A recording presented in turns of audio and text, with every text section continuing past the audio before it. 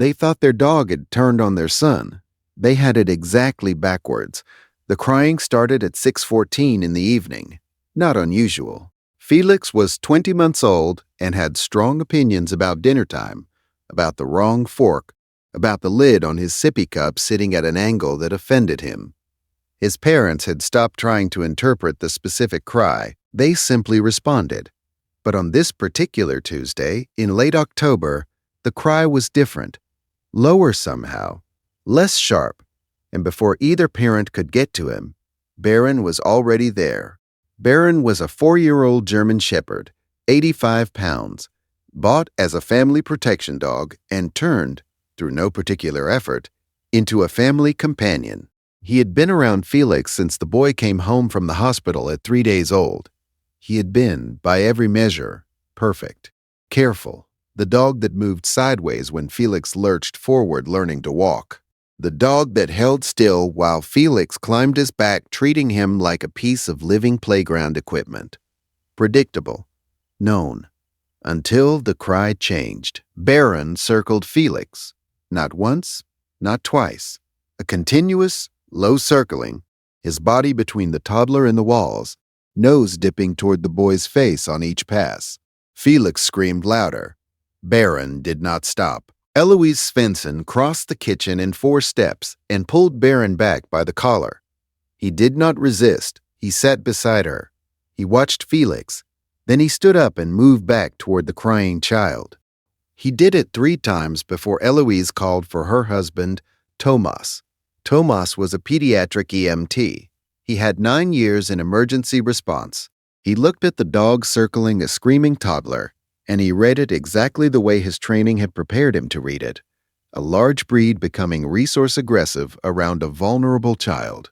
He had filed incident reports that started with exactly this scene. He brought Baron to the laundry room. He closed the door.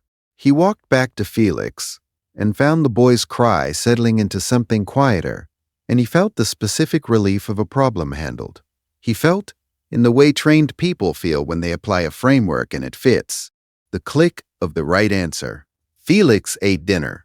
He had a temperature of 37.9, just barely over baseline, nothing to act on. Baron scratched the laundry room door for 2 hours. At 11:20 that night, Felix woke with a cry so different from his dinner cry that Eloise was upright and out of the bedroom before she was fully conscious. She reached his room and touched him, and his skin was wrong. Hot in a way that read through her palm before her brain processed it. She took his temperature, 40.3 degrees Celsius. She called Tomas. Tomas came in from the hallway. He saw the number on the thermometer, and he opened the laundry room door without thinking about it. Baron went directly to Felix's room. He pressed his nose to the boy's forehead, to his cheek, held it there, then turned and sat in the doorway facing them. He did not move from the doorway for the entire time it took the ambulance to arrive.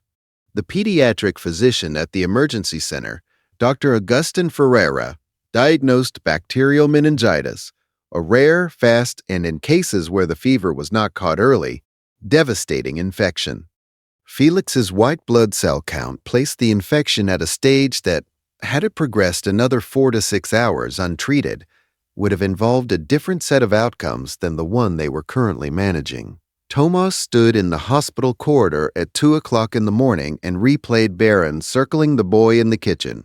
The dipping nose, the insistence, the scratching at the laundry room door for 2 hours straight. He said to Eloise, he was trying to get back to him. Dr. Ferreira explained it the following morning. Dogs register cytokine profiles and inflammatory compounds on the skin and breath of a febrile patient. As bacterial meningitis elevates a child's temperature and alters the chemical composition of their exhaled air, a dog in proximity may detect the shift in ways that present as alert or agitation behavior. The circling was consistent with working breed distress signaling, an attempt to organize space around a subject perceived as compromised. He looked at Tomas. I understand why you read it as aggression. Anyone would have. He paused. Catching it at this stage, gives us a very different outcome than catching it at the next one. Has your dog ever done something around your child that made no sense until it was the only thing that made sense? Tell us in the comments. These stories deserve to be heard. If you stay for stories about what animals sense before we do, you're in the right place. Subscribe so you don't miss the next one. Felix was home in 6 days. He came through the front door in Tomas's arms, wearing his blue shirt, the same one he'd been wearing that Tuesday evening. Baron was waiting at the door. He did not jump. He lowered his head and pressed his nose once, briefly, to Felix's forehead. Then he walked to his mat in the living room and lay down. Every guardian deserves to be recognized, even the ones who never asked for anything in return. If these stories matter to you, subscribe so you never miss the next one. The next story is about a dog who refused to let a mother pick up her infant and what the fire inspector found inside the nursery wall.